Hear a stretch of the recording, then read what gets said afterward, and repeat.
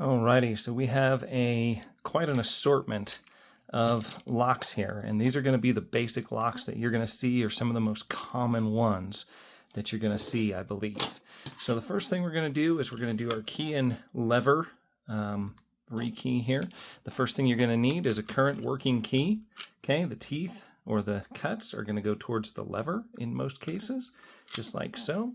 And in this case, we'll be able to rotate the key 90 degrees so that it's perpendicular, as you see here. Okay, you can see that it's in that position. And then we're going to poke our little pokey deal right in here and push. Now, if you don't have keys, you would have to pick this lock in order to get it open. Okay, so we push there, push in that detent just a little more, and everything should release for us here. There it goes. Okay. So this is what we're poking when we're poking around in there. Okay, is our little detent right there. It's springy, goes back and forth, and we can kind of see how that works. See how it's got a little spring on it, and it just goes in and out right there. Okay. Just like so. So that is what our key and lever is going to look like. And then our key and lever here, the tailpiece, notice the tailpiece is going to go in line with the Bible of the lock, or the housing of the lock.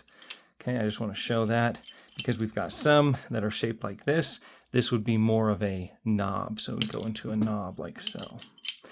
So I'm going to put this back together. So that's how you get access to the cylinder, okay? And I guess we can actually rekey this one or take it apart at least so you can see what we've got going on here.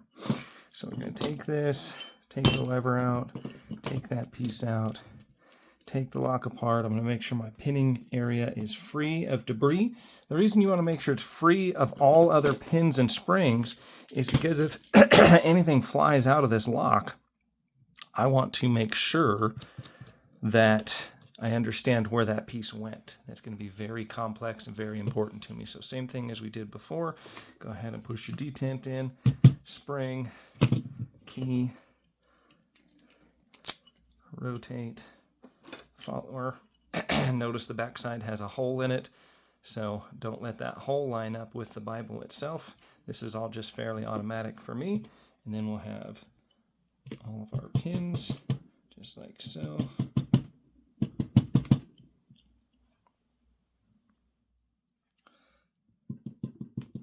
And then you can rekey this to whatever you want. Okay, last one goes right there. So then you'd put your new key in if we were doing that. I'm just going to rekey this the same that it was because it's easy for me. You can use your fingers or you can use your pinning tweezers, whatever works for you. Oop. See, it's just easier for me to use fingers most of the time. Voila. Just like we did before. Okay, now I'm going to notice and take note that that 6th chamber does not have anything in it.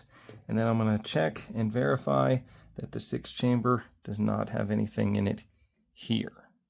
Okay, so I'm looking to see if there's a pin or a spring inside this chamber right there. There is not.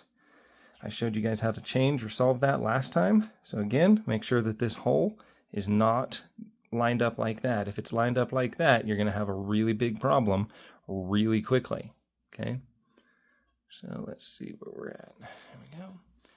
Okay, do not want to have it like that. I want to have it about like that. Perfect. Snap. Put that back on. Great. Spring. Detent. Or push pin. Cylinder cap ring pin. Or retaining pin. Bunch of different names for you guys to know what that is. Okay. And we'll put everything back together. And I did not put everything back together correctly. This is a very common mistake, and you'll actually see why here in just a second. So I just showed you that goes, or no, actually I am correct. It goes the other way for key and knob lock. So we do have it correct. It goes with the Bible of the cylinder, just like so. So tighten down, back off one turn. This is in line with that Bible of that cylinder. Now we can take the key, put it back in, put it into its housing. I like to insert the key at this point because then I can kind of control the cylinder. And put it back on the lock. Should be able to, you can usually see the detent. I will then turn the key 90 degrees and I will then push and help assist the detent go in which case we should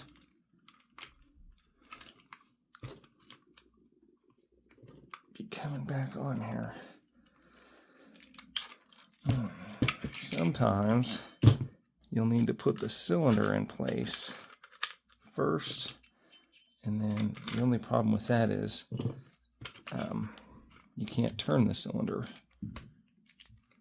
Nope, that's not letting us have it. Okay, let's try that one more time. So I'm going to put this in here, put the key in, and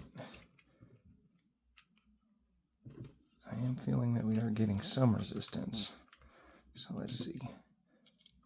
It's a lot easier to actually do this on a door, believe it or not. There it is.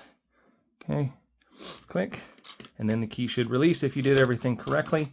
And you can see that we're actually actuating the piece right here. That's all very, very important. Then everything comes back to line up just like so. So there's key and lever cylinder.